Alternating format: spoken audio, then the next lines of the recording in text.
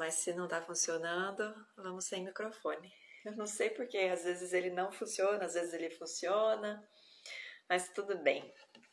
Vamos lá, que o Senhor abençoe esse tempo aqui de comunhão, de estudo, que Ele vivifique todo o ensino, né? Que Ele traga toda a verdade, todo o entendimento, a compreensão, a sabedoria, o conselho que só pode vir do Espírito do Senhor, em nome de Jesus, e que as pessoas que vão entrando sejam abençoadas e capacitadas no nome de Jesus.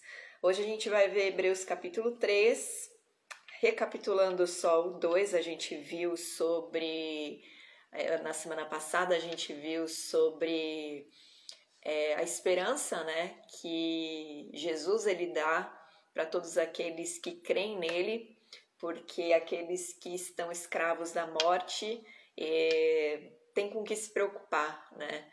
Nós que temos Jesus, nós temos uma promessa de vida eterna e essa promessa ela nos tirou do domínio da morte. A morte não está sobre a nossa vida, embora nós passemos por uma morte física. A nossa alma ela não vai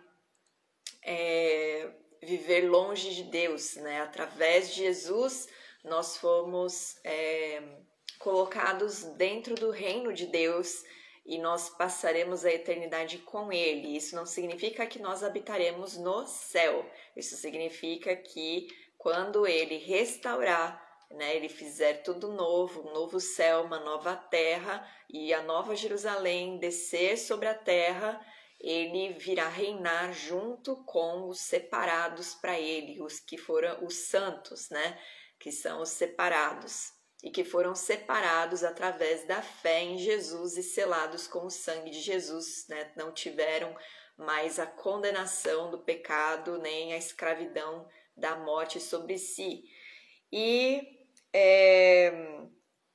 essa carta, né, mais uma vez, lembrando a memória de vocês, ela foi escrita para um grupo de judeus que criam em Jesus Cristo, mas que estavam titubeando, né? Estavam começando a ficar meio balançados com os discursos dos judeus incrédulos, porque eles falavam que eram as obras da lei, a Torá, que salvariam e que garantiriam a eternidade que já estava prometida para os judeus. A gente, quando viu os estudos de Deuteronômio, nós vimos que os judeus creem na ressurreição e eles creem que quando o Messias vier, todos os do povo de Deus, né, serão ressuscitados e habitarão, reinarão junto com o Messias.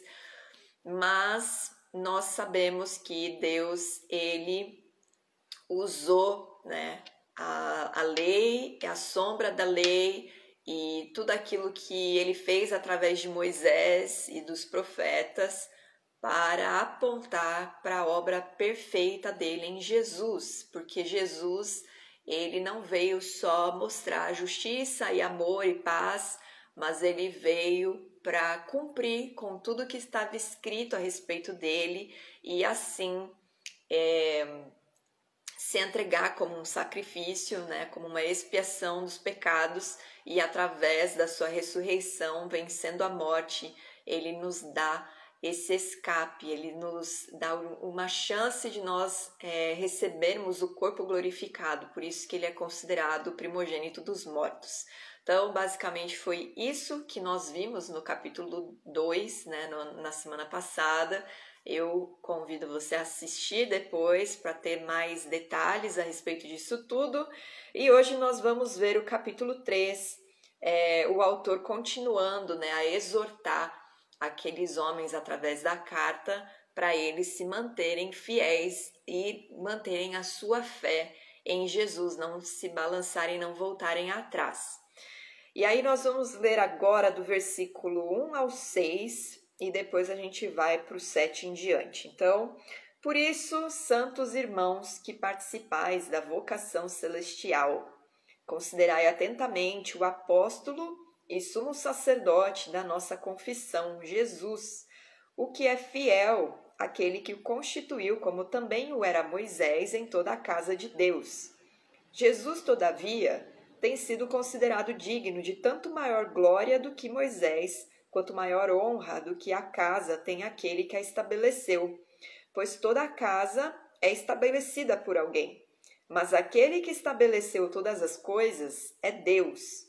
E Moisés era fiel em toda a casa de Deus, como servo, para testemunho das coisas que haviam de ser anunciadas.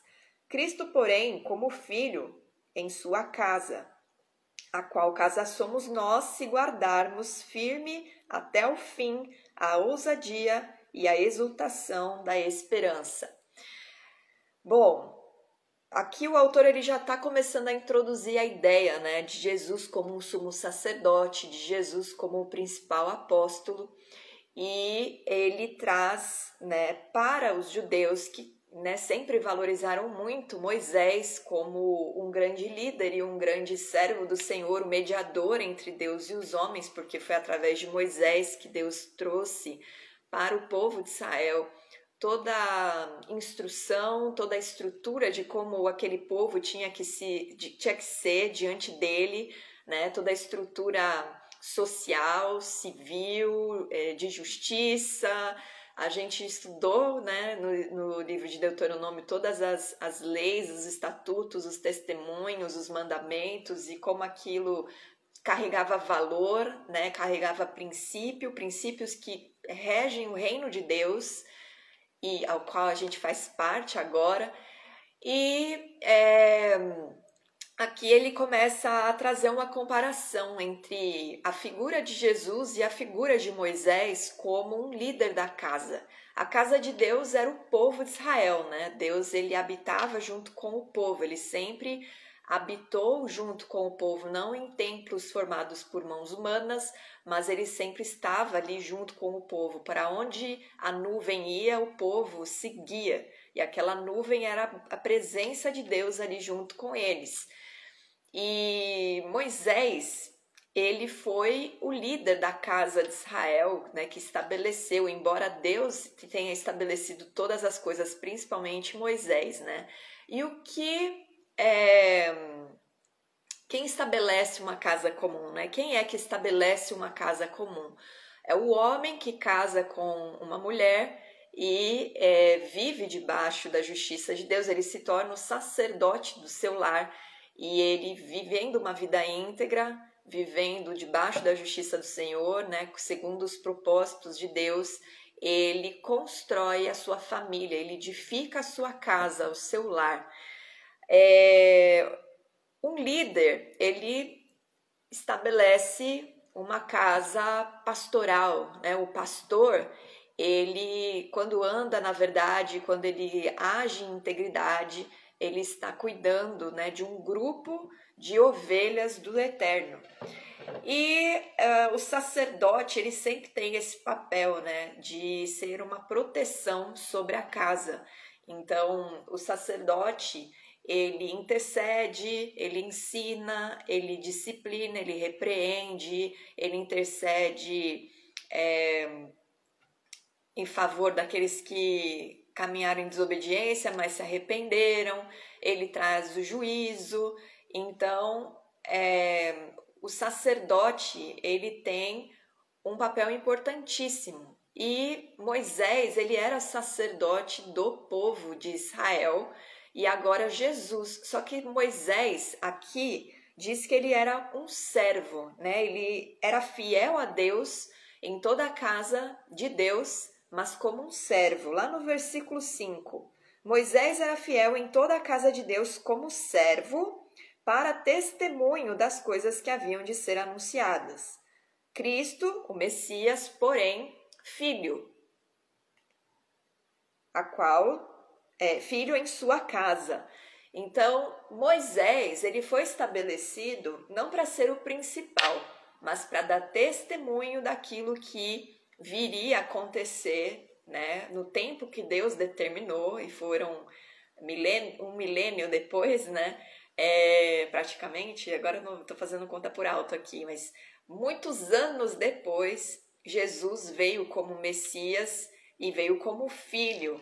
E ele é o sacerdote, ele é o sumo sacerdote da casa de Deus. E nós agora somos a casa de Deus. Todo aquele que crê, não só mais a casa de Israel, mas os gentios que confessam Jesus como Senhor e Salvador da sua vida, estes também se tornam a casa de Deus. E nós estamos debaixo do ministério de Jesus.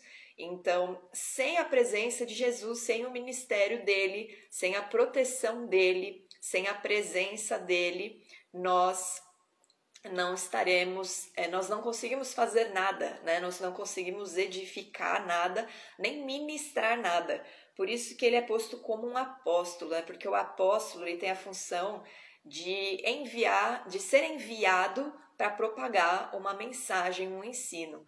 Jesus ele foi o primeiro apóstolo, né? E ele fez discípulos, e desses discípulos ele tirou 12 que foram apóstolos para fazer outros discípulos. E até hoje é assim, o Senhor ele vai estabelecendo essa estrutura, só que ele é superior e aqueles que estão abaixo precisam estar andando segundo a reta justiça, andando com integridade, irrepreensíveis, perfeitos, para que a gente veja o mover de Deus e o reino dos céus se expanda aqui na terra, né, alcançando mais almas para viverem dentro desse reino, para fazerem parte desse reino, como filhos, co-herdeiros e cidadãos, certo? E aí, em Números 12, 7, nós vemos, né, essa afirmativa de que Moisés ele foi fiel a Deus, ali quando tem aquele lance da Miriam e do Arão, né, que eles contendam contra Moisés, eles ficam lá meio que de fofoquinha, e aí Deus repreende eles, e ele fala o seguinte, Números 12, versículos 7 e 8. Não é assim com o meu servo Moisés, que é fiel em toda a minha casa. Boca a boca falo com ele, claramente, não por enigmas, pois ele vê a forma do Senhor. Como, pois, não temestes falar contra o meu servo, contra Moisés? E aí, quando a gente vai lá para João 7, a gente vê que Jesus também era fiel e só ensinava aquilo que Deus ordenava que ele ensinasse. Versículo 16 do capítulo 7 de João, respondeu-lhes Jesus, o meu ensino não é meu, e sim daquele que me enviou. Se alguém quiser fazer a vontade dele, conhecerá a respeito da doutrina, se ela é de Deus ou se eu falo por mim mesmo. E depois, né, quando a gente vê Jesus conversando com os discípulos e abrindo o entendimento deles, ele afirma, né, que tudo aquilo que aconteceu com ele precisava acontecer, precisava se cumprir para que as boas novas fossem anunciadas por toda a terra e muitos fossem alcançados. Então, em Lucas 24, no versículo 44, Jesus aqui já tinha ressuscitado, já tinha sentado à mesa de muitos discípulos, já tinha aparecido para vários discípulos, né? Não só para os 12. Quando a gente fala de discípulos, a gente não está falando só dos 12, a gente está falando de todos aqueles que criam que Jesus era o Filho de Deus, era o Messias, enquanto Jesus estava discipulando. E ele aparece para todos eles como testemunha, né, para que eles fossem testemunha ocular de que Jesus ressuscitou. E aí ele fala, a seguir Jesus lhes disse, são estas as palavras que eu vos falei, estando ainda convosco. Importava se cumprisse tudo o que de mim está escrito na lei de Moisés, nos profetas e nos salmos, então lhes abriu o entendimento para compreenderem as Escrituras. E lhes disse, assim está escrito que o Cristo, o Messias, havia de padecer e ressuscitar dentre os mortos no terceiro dia, e que em seu nome se pregasse arrependimento para a remissão de pecados a todas as nações, começando de Jerusalém. Vós sois testemunhas destas coisas. Eis que envio sobre vós a promessa de meu Pai. Permanecei, pois, a promessa do Pai é o Espírito dele, né? O Espírito de Deus. Permanecei na cidade até que do alto sejais revestidos de poder. Sem essa cobertura de Jesus, nós não conseguimos receber o Espírito de Deus para receber esse poder e essa autoridade para ministrar para falar a respeito da palavra e ela gerar vida, ela gerar transformação, ela gerar arrependimento e mudança na vida das pessoas que vão confessar também Jesus como Senhor e Salvador das suas vidas. É necessário que haja essa cobertura de Jesus, né? E aqui a gente vê ele citando tanto a lei de Moisés, os profetas e os salmos, como um testemunho a respeito dele. E Moisés, ele era um mediador ali que, na verdade, estava testemunhando o que o grande profeta que nós vimos em Deuteronômio 18 viria a fazer e que fez, né? Que é o próprio Jesus. Na sequência dessa leitura de Hebreus, ele continua falando a respeito, ele continua exortando, né? Sobre a postura dos judeus, daqueles judeus cristãos, né, judeus messiânicos, judeus que se tornaram discípulos de Jesus, de como eles tinham que se comportar. Peraí, que eu pulei. Assim, pois, como diz o Espírito Santo, e aqui ele começa a citar o Salmo 95, né? E por que ele fala assim como diz o Espírito Santo? Porque toda a Escritura, ela foi revelada pelo Espírito de Deus. Tudo que está escrito no Antigo Testamento foi revelação do Espírito Santo para aqueles homens, tanto para os profetas como para os salmistas. E o Salmo, ele carrega muita, né? Tem um monte de salmo que a gente vê que Davi escreveu, que carregam revelações a respeito do ungido do Senhor, do Messias, do Rei de Israel, que falam sobre Jesus. Esse Salmo 95 não tem um autor aqui, mas ele também trouxe revelação, né, da boca de Deus para aqueles homens, né, para o povo de Israel.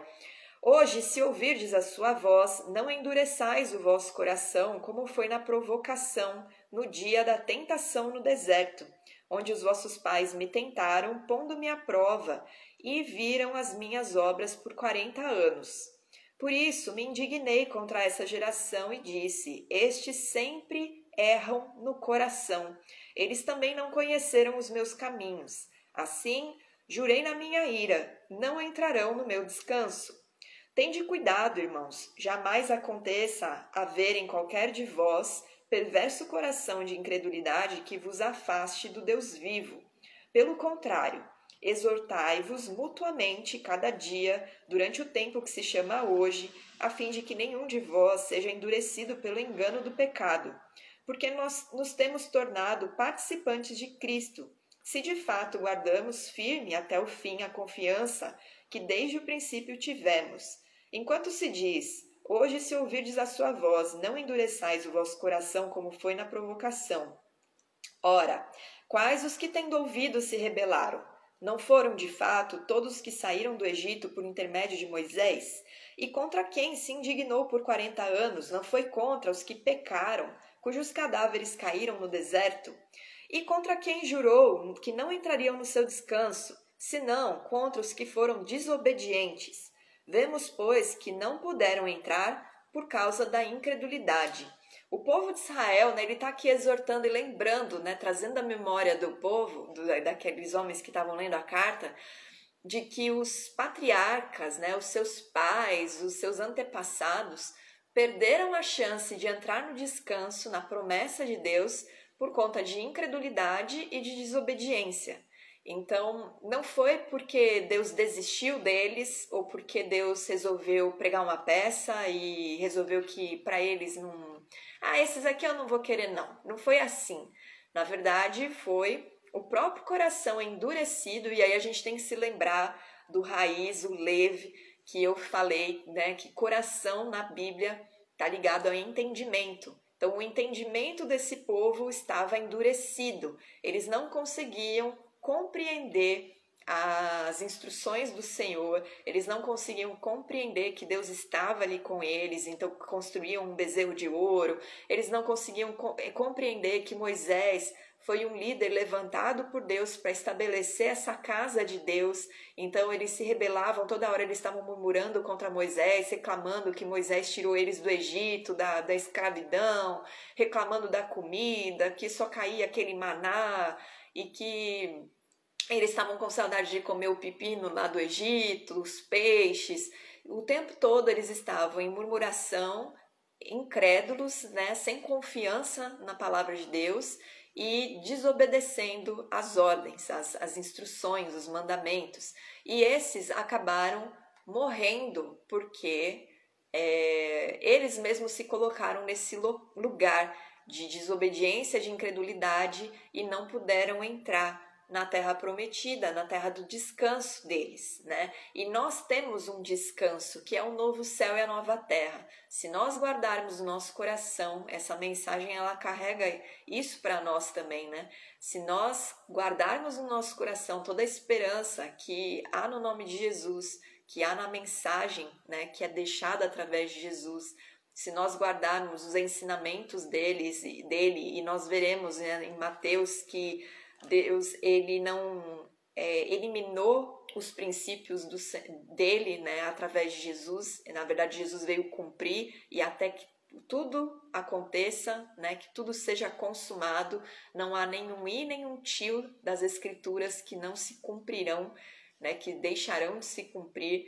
E nós já veremos isso, né? Porque é com base nesses ensinamentos de Jesus que a nossa vida tem que estar pautada e elas estão baseadas naquilo que foi estabelecido por Deus e foi ensinado através de Moisés. Então Deus estabeleceu a casa, Deus estabeleceu uma lei perfeita, ele passou isso para um servo, que era Moisés. Moisés trouxe o testemunho sobre um povo, esse povo testemunhou a respeito do Deus vivo, até que o seu filho veio cumprir com todo esse testemunho, com tudo aquilo que estava escrito e ensinar com retidão e integridade como ser perfeito, como nosso Deus é. E aqueles que creem nisso, que se baseiam nas Escrituras, né, como a palavra de Deus, como o estatuto do Senhor, como um padrão, o padrão do reino de Deus, né, a lei do eterno, e vivem na integridade, na reta justiça, esses vão alcançar o descanso. Então, aqui o autor estava falando para os judeus, não percam aquilo que vocês receberam, né, a fé em Jesus, não abandonem isso para que vocês alcancem esse descanso que foi dado. Porque agora já não se considera mais a ignorância, né? Deus, por um tempo, a gente até vê no livro de Atos, lá no discurso de Paulo, quando Paulo está falando com os atenienses, ele fala, Deus, ele até por um tempo, ele não levou em consideração a ignorância, mas agora, depois que ele enviou o seu varão, o juízo dele virá sobre todos, né? Aqueles que não receberem Jesus já estão condenados. É essa a verdade. Deixa eu achar aqui. Atos 17, versículo 29, 30, 31. Sendo, pois, geração de Deus, não devemos pensar que a divindade é semelhante ao ouro, à prata ou à pedra, trabalhados pela arte e imaginação do homem. Ora, não levou Deus em conta os tempos da ignorância.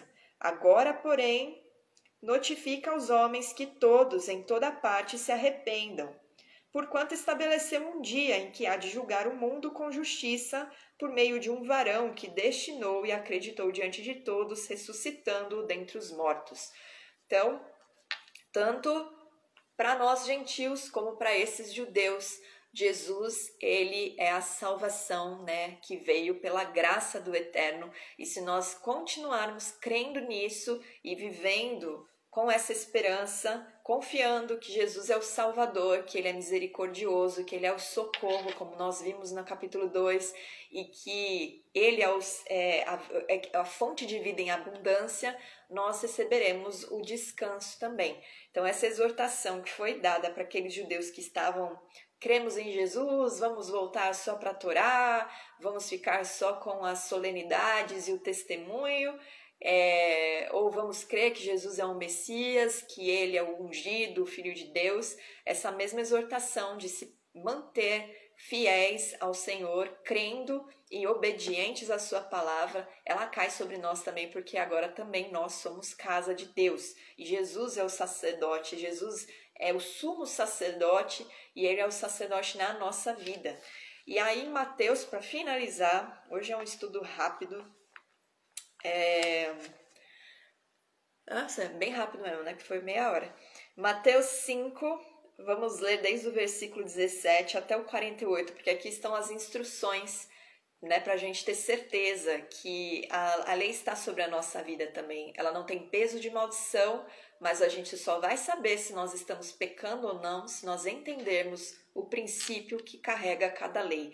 E aí, de novo, se você não estudou comigo o estudo de Deuteronômio, eu convido você a pegar aí no Instagram ou no YouTube e assistir do primeiro capítulo até o último, porque a tua visão a respeito dos princípios e dos valores do reino de Deus, elas vão ficar muito mais refinadas e você vai tomar decisões muito mais sábias do que você tem tomado com conselhos às vezes rasos, né, de pessoas que se baseiam só no seu próprio entendimento, na sua própria interpretação. O Senhor, ele revela a sua vontade através das Escrituras. Então, você precisa ter desejo de conhecer, desejo de estudar, desejo de compreender para amadurecer o teu espírito e para conseguir tomar decisões sábias, né, e receber as bênçãos, porque Deus, ele segura algumas coisas na nossa vida para que a gente não estrague por causa da nossa falta de maturidade espiritual. Então, a gente ouve tanto, né, se falar em destravar, em mudar, em dar um romper, e na verdade tudo isso depende da nossa postura diante do Senhor, do nosso amadurecimento. Né, a gente quer viver as coisas sobrenaturais com o Senhor, mas a gente não sabe nem o básico, né, o leite espiritual a gente não conhece.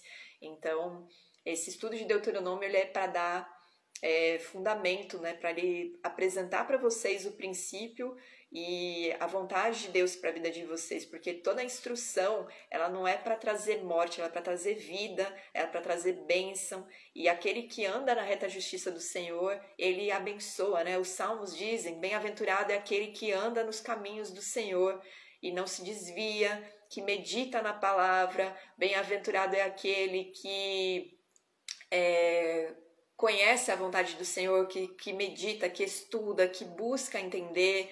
Bem-aventurado é aquele que recebe sabedoria, é aquele que busca o entendimento, porque o entendimento afasta do mal. E tudo isso você só vai ter com o princípio, com o fundamento que ele estabeleceu desde o princípio e que se cumpre em Jesus.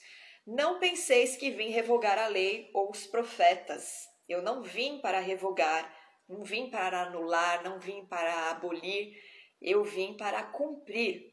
Porque em verdade vos digo, até que o céu e a terra passem, nenhum i ou um tio jamais passará da lei, até que tudo se cumpra. E nem tudo se cumpriu ainda, né? Porque nós vimos no capítulo 2, a morte ainda não foi totalmente vencida. Ela vai ser vencida quando nós recebermos o corpo glorificado e Deus então reinará, né, sobre a terra no seu tabernáculo, que é a Nova Jerusalém. Aquele, pois, que violar um destes mandamentos, posto que dos menores, e assim ensinar aos homens, será considerado mínimo no reino dos céus. Aquele, porém, que o observar e ensinar, esse será considerado grande no reino dos céus. Sempre quando a gente ouve, né, observa, ouve, cumpre, ele que a gente está querendo dizer, viva a palavra, né, ande praticando. E lá em Tiago, no versículo, deixa eu catar aqui, no versículo 19 do primeiro capítulo, há uma exortação aqui de Tiago, né, para os homens. Sabeis estas coisas, meus amados irmãos, todo homem, pois, seja pronto para ouvir, tardio para falar, tardio para se irar, porque a ira do homem não produz a justiça de Deus. Portanto, despojando-vos de toda impureza e acúmulo de maldade, acolhei com mansidão a palavra em vós implantada, a qual é poderosa para salvar a vossa vida. Tornai-vos, pois, praticantes da palavra, e não somente ouvintes, enganando-vos a vós mesmos, Porque se alguém é ouvinte da palavra e não praticante, assemelha-se ao homem que contempla no espelho seu rosto natural, pois a si mesmo se contempla e se retira, e para logo se esquece de como era a sua aparência. Aquele que só escuta a palavra e fala, nossa, que legal essa mensagem, e não aplica, não traz para si, não deixa ela ser algo que confronta a maneira que você pensa, a maneira que você age, e ela não te instrui, ela não te dá uma diretriz, ela não te aponta um caminho diferente, uma mudança de vida, ela não serviu de nada. Foi como você foi lá, olhou seu rosto no espelho e esqueceu, né? Ah, meu cabelo estava para o lado, estava para o outro. Você se esquece da imagem que você viu ali. E a palavra ela tem que ser observada, acolhida e praticada e ensinada, porque nós somos chamados para ser discípulos de Jesus. Nós não podemos reter a palavra somente em nós, a gente deve compartilhar, a gente deve sempre sentar numa mesa e afiar uns aos outros, né? Falar a respeito da palavra, não falar de coisas apenas cotidianas ou de bobeiras, né? A gente pode ter tempo de qualidade, mas também com a palavra do Senhor ali, exortando, ensinando, disciplinando, confrontando. E aí Jesus continua falando, porque vos digo que se a vossa justiça não excederem muito a dos escribas e fariseus, jamais entrarei no reino dos céus. As pessoas criticam tanto os fariseus, elas acham que chamar outra pessoa de fariseia é tipo uma afronta, né? Mas na verdade, Jesus ele nunca condenou os fariseus por eles observarem a lei. O que ele condenava era a hipocrisia. Ele condenava eles aumentarem ou deturparem a lei para seu próprio benefício, para receberem honra, para se sentirem mais justos do que os outros. Mas ele mesmo disse, se o entendimento, se a justiça de vocês, se a prática de vocês da palavra não for mais reta do que a dos escribas e dos fariseus, vocês não são dignos de entrar no reino. E por que isso? Porque ele nos deu o Espírito Santo. O Espírito de Deus imprime a lei em nós. Então, diferente desses homens que precisavam ficar cheios de testemunhos ao seu redor, de tzitzit para lembrar dos mandamentos, de mezuzá, de tefilim, de solenidades, nós recebemos as leis no nosso coração, elas estão impressas em nós e por isso que nós devemos praticá-las e exceder no entendimento, no conhecimento, na sabedoria, no conselho aos escribas e fariseus que faziam tudo isso. Eles compreendiam, eles entendiam, eles estudavam, eles aconselhavam, mas existia hipocrisia no coração deles, porque o coração deles foi endurecido para que tudo se cumprisse em Jesus, precisava ser assim. Mas muitos se arrependeram depois, né? O Senhor moveu o coração de muitos ao arrependimento e através dos discursos de Pedro, através dos discursos de Paulo, dos apóstolos, muitos foram alcançados e se arrependeram, foram batizados no nome de Jesus e se tornaram o corpo de Cristo, né? Receberam a salvação, o perdão dos seus pecados e receberam um coração novo, coração de carne. E aí Jesus ele mostra, né? Todos os ensinamentos que os fariseus e os escribas costumavam ensinar, boa noite, tia Lili, ele mostra aqui de uma forma ainda mais rígida. Então, aqueles que dizem, o Senhor, né, agora é a vez da graça, vamos viver pela graça. Na verdade, a graça do Senhor é para alcançar a nossa vida, porque se não fosse o favor imerecido de Deus, ninguém merecia ser perdoado dos seus pecados e libertos, né, das suas iniquidades e da culpa que carregava sobre si, porque não existe um justo sequer na terra que consiga, só pela obra da lei, ser salvo. Todos pecaram, e aí a gente pode, depois desse estudo, entender o porquê dessa frase, né? E como isso se aplica ao povo judeu, como isso se aplica aos gentios, mas só para contextualizar aqui o que eu estou falando, para vocês entenderem, Jesus, ele foi, né, só um exemplo simples, Jesus, ele foi espancado e maltratado e julgado injustamente pelos seus irmãos, pelo seu povo, o povo de Israel, mas quem crucificou eles foram os romanos, né? Então, tanto gentil quanto judeu tem culpa na morte de Jesus. Esse é só um dos exemplos, né, da gente entender o que significa não ter nenhum justo que poderia ser salvo apenas pelas suas próprias obras. Vamos ler rapidinho, só para refrescar a memória aqui, o que o Senhor espera de nós. Ouviste que foi dito aos antigos, não matarás.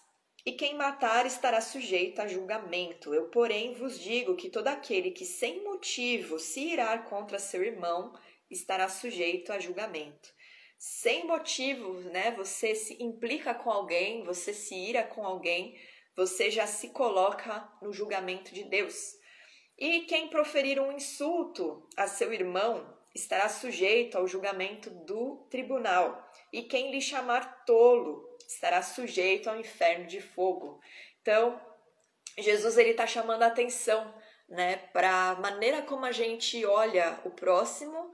E muitas vezes nós recebemos instrução, muitas pessoas vêm ensinar e nós chamamos elas de tolo. Ah, que bobeira que você está falando, você é um tolo. E na verdade isso é um julgamento injusto sobre uma vida que carrega a justiça de Deus.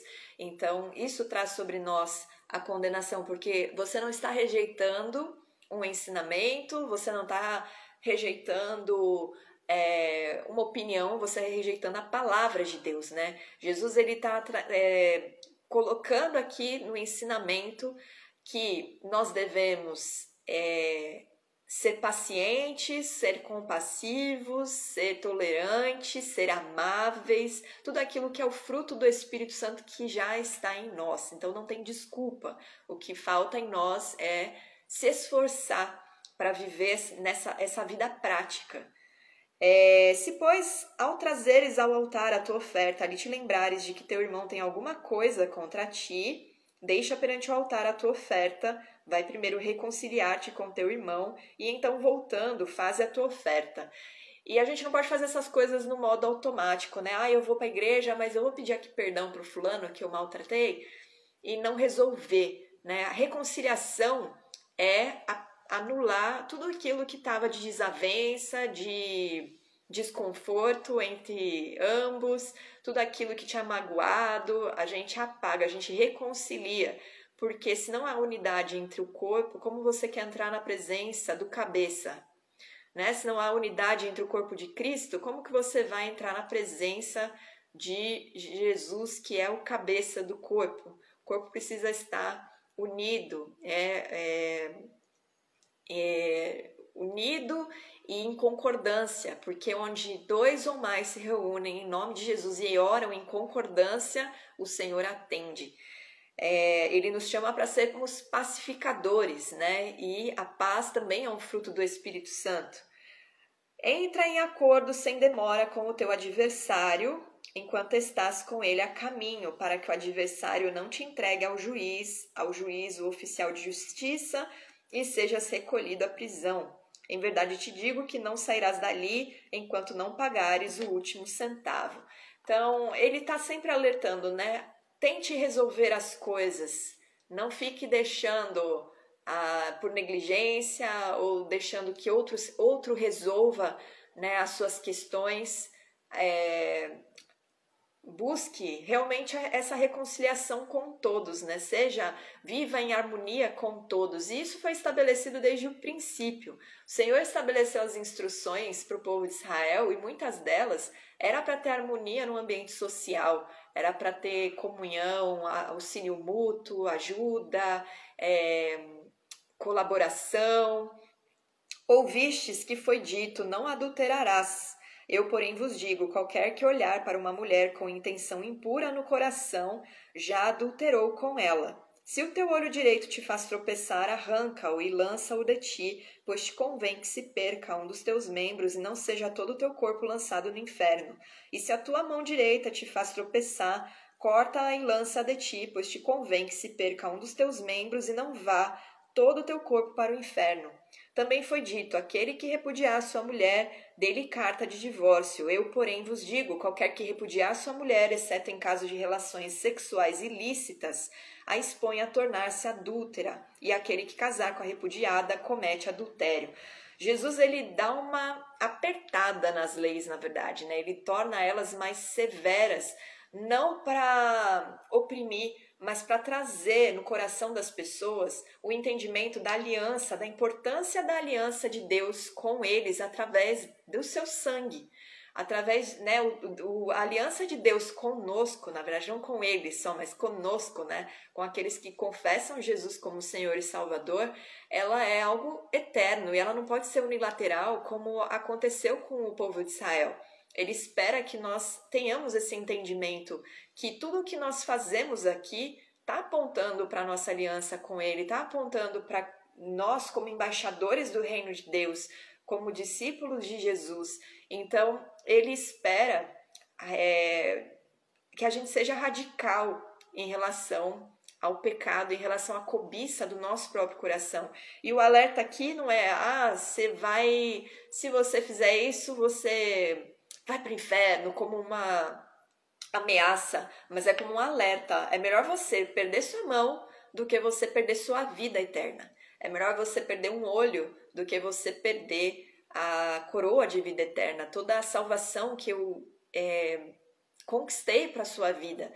Então, ele espera a postura madura, né? Ele espera que a gente entenda que casamento é algo sério, relacionamento é algo sério, a nossa vida diante de Deus é algo sério e a gente deve viver guardando, porque aqui ele fala, você não só está adulterando por se separar da esposa que você fez uma aliança de algo que representa a aliança de Deus com os homens, é algo que deveria ser a coisa mais pura, e a gente vê o tanto que famílias são atacadas, né? Porque o inimigo, ele sabe disso, ele sabe que essa estrutura familiar, ela nada mais aponta do que Deus como aquele que é a cabeça, né? Aquele que colocou seu filho como sacerdote de um lar e que constrói todo esse lar. E as famílias todas estão sendo desestruturadas, estão sendo destruídas, estão sendo dissolvidas, né? E isso já acontecia,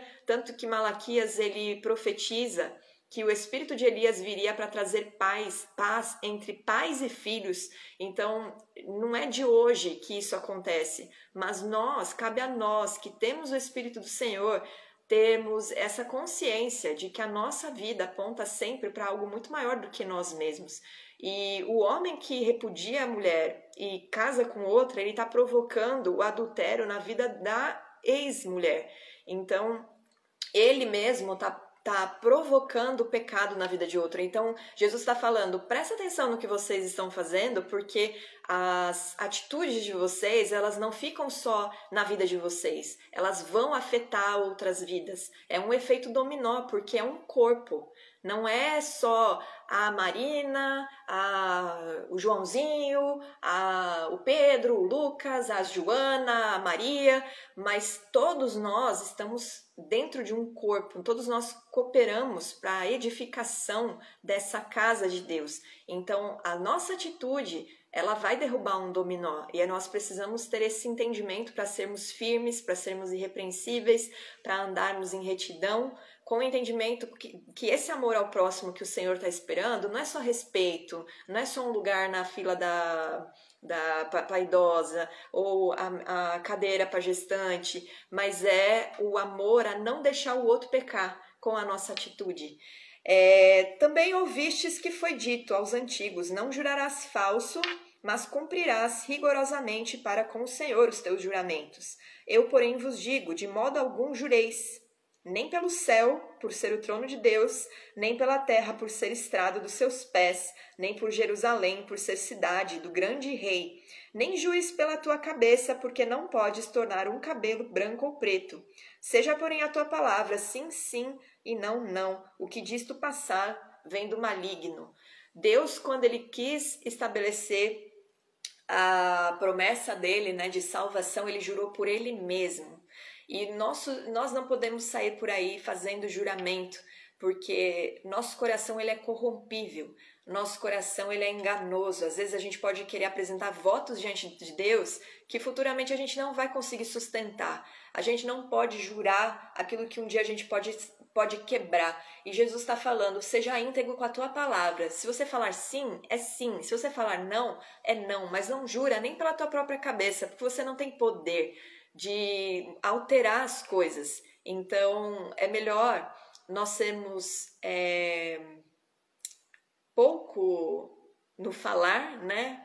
Tanto que o Tiago fala lá, vamos ver de novo o trecho de Tiago, que esse conselho é muito importante. Seja pronto para ouvir e tardio para falar, né? Que a gente seja tardio no falar, que a gente não saia por aí prometendo e fazendo juramentos e fazendo votos diante do Senhor, que lá na frente a gente vai ver que foi um desespero, que foi emoção e que a gente não vai conseguir cumprir, porque o Senhor espera de nós fidelidade e a gente vai ter que responder por aquilo que a gente jura diante dele. Então, nós precisamos ser mais cautelosos no que a gente apresenta diante do Senhor e diante das pessoas também, porque ele não espera que a gente seja sincero só com ele, só ali na oração, mas ele espera que a nossa vida ela transborde essa sinceridade, né? Ele espera que a gente tenha zelo com os outros. Ouvistes que foi dito, olho por olho, dente por dente, eu porém vos digo, não resistais ao perverso, mas a qualquer que te ferir na face direita, volta-lhe também a outra. E ao que quer demandar contigo e tirar-te a túnica, deixa-lhe também a capa. Se alguém te obrigar a andar 1 milha, vai com ele 2. Dá a quem te pede e não volte as costas ao que deseja que lhe emprestes. Jesus está ensinando a gente a enxergar as coisas além, né? Ao invés de você ficar querendo reter as coisas, sirva as pessoas e não tenha no coração um desejo de vingança, porque a nossa vingança ela tem que ser a nossa vingança, na verdade, não é a nossa vingança, mas aquilo que a gente considera que deveria ter vingança, a gente deve colocar diante de Deus, porque Deus ele conhece o passo e o caminho de cada um e aquilo que ele tem para cada um, e nós não precisamos nos vingar, sendo que nós temos já coisas muito maiores do que qualquer coisa nessa terra. Jesus ensina sempre a tirarmos os olhos das coisas terrenas e depositarmos os olhos no reino de Deus que é eterno. No reino dos céus, as nossas vestes serão puras de linho, que é o tecido mais nobre. No reino dos céus nós carregaremos coroas com diademas. No reino dos céus nós pisaremos em ruas de ouro. Então, tudo aquilo que na terra é valorizado, Jesus ensina a nós não valorizarmos. As pessoas, elas não entendem o que é humildade e elas não entendem, né? Que aquele que se prostrou diante de Jesus, aquele que se humilhou diante dele, não é humilhado por nenhum homem, porque você já está humilhado diante dos reis, que te justifica e que te ama e que não te abandona. Então, a rejeição do homem, a desonra dos homens, elas perdem valor. Jesus está ensinando isso. Ouvistes que foi dito, amarás o teu próximo e odiarás o teu inimigo. Eu, porém, vos digo, amai os vossos inimigos e orai pelos que vos perseguem, para que vos torneis filhos do vosso Pai Celeste, porque ele faz nascer o seu sol sobre maus e bons e vir chuva sobre justos e injustos. Porque se amardes os que vos amam, que recompensa tendes?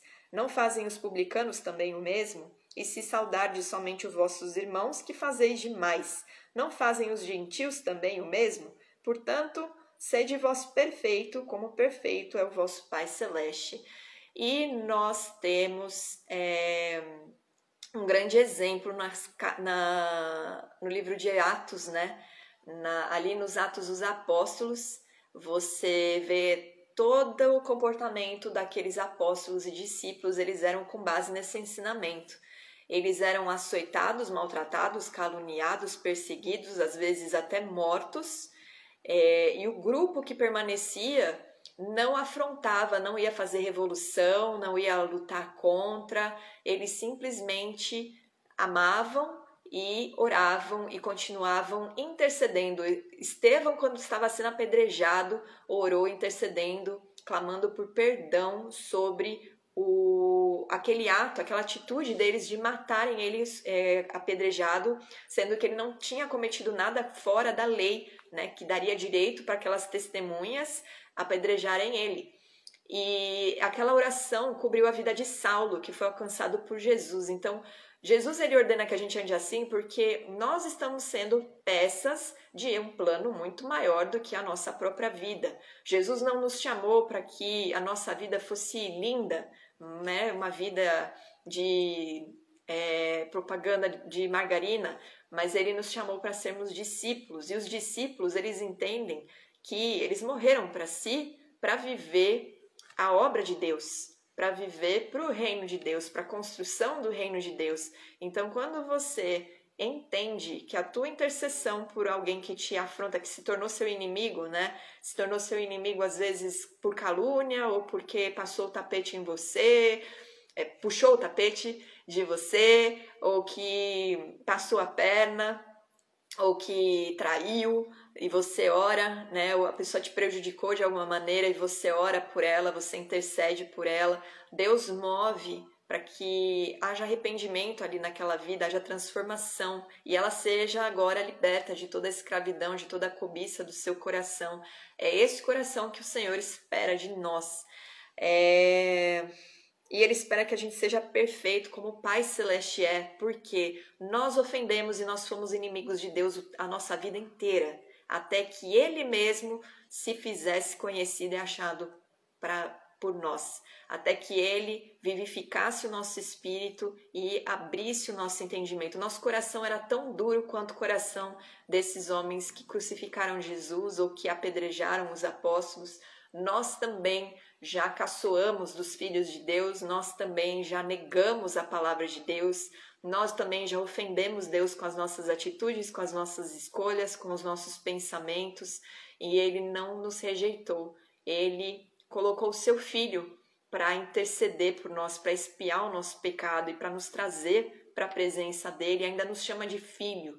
Então, Ele espera que nós tenhamos essa mesma atitude, e isso é forjar, né? Deus ele nos forja. As provações, a gente viu na aula anterior que as provações e as tentações, elas vêm na nossa vida para provar a nossa confiabilidade, a nossa fidelidade a Deus. Se a gente permanece íntegro na palavra, praticando aquilo que o Senhor espera e ensinando com retidão aos que não têm tanto conhecimento, o Senhor ele se agrada de nós, né?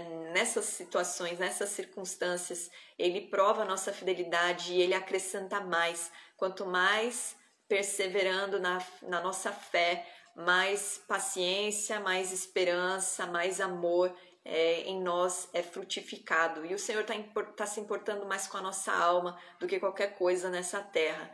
Então, que você guarde, né, esse ensinamento de se manter crendo, se manter obedecendo e se manter observando os preceitos do Senhor, para que a sua vida seja abençoada, para que você realmente seja luz na terra e sal, né? Para que você realmente mude a visão das pessoas a respeito de Deus, a respeito de Jesus, né? Não com o seu próprio poder, mas com o testemunho que você dá de Jesus, com autoridade, com integridade, e que as pessoas se forem falar de você alguma coisa, que seja por calúnia, não porque realmente você está errado, mas que seja porque o inimigo está um pouco exaltado com o teu comportamento diante do Senhor, porque você está fazendo estrago na obra dele, você está restaurando vidas e resgatando vidas da prisão, né, da morte, da escravidão, do pecado, e bem-aventurados são aqueles que são perseguidos por causa do nome de Jesus. Então eu espero que você seja perseguido a sua vida toda, para que a sua coroa de vida eterna continue na sua cabeça. Amém? Deixa eu ver aqui o que o Caio falou. Esse versículo anula o pensamento de que o cidadão tem direito de defender a casa dele de roubo? Não, não. Não vamos entender, né? Jesus, ele não tá falando pra gente. Jesus, ele colocou os discípulos para andar com espada. Eles andavam em estradas. E as estradas no mundo antigo, elas eram cheias de ladrões e pessoas, como se diz? Perversas, né? O que ele tá querendo dizer aqui é que você não deve ficar lutando para prevalecer, entendeu? Como se a tua riqueza material ela fosse o mais importante para você defender. É nesse sentido. Não que você não possa colocar um segurança na sua casa ou se defender se alguém entra na sua casa, não é isso. Ele não quer que você perca a sua vida lutando por algo que não tem valor, que são os bens materiais. E ele estava preparando aqui os discípulos, os apóstolos, porque eles iam fazer, né, de ir pelas cidades, de pregar o evangelho, e eles iam ser perseguidos, eles iam ser roubados, mas eles não deveriam ir atrás disso, entendeu? Eles não tinham que se preocupar com isso. Era nesse sentido. Alguém quer perguntar mais alguma coisa?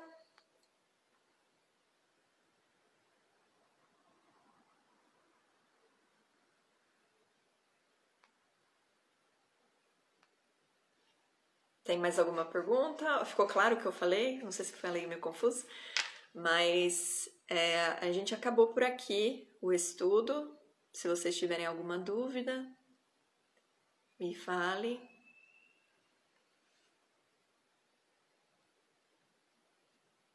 Agora entendi, então tá bom.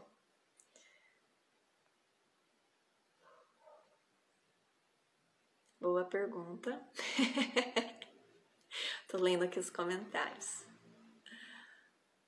Vocês têm mais alguma dúvida ou podemos encerrar? Aí na segunda que vem nós nos reunimos de novo para ver o capítulo 4. E aí agora a gente começa a ver a construção da ideia, né, de Jesus como sumo sacerdote, aquele lance da fé. E eu espero que vocês continuem acompanhando para vocês receberem entendimento total de todos esses capítulos aqui do livro. Ok? Muito boa essa live, que bom, que bênção. Glória a Deus. E é isso então, pessoal. Uma boa noite para vocês. Que o Senhor abençoe muito a vida de vocês. Se vocês tiverem alguma dúvida, pode perguntar lá no direct. E vou deixar disponível, né? Compartilhem aí com os seus amigos. E vou deixar também lá no YouTube. Assim todo mundo pode aprender e ser muito abençoado, certo? Jesus abençoe. Uma boa noite, boa semana. Segunda que vem nos vemos. Até. Beijos.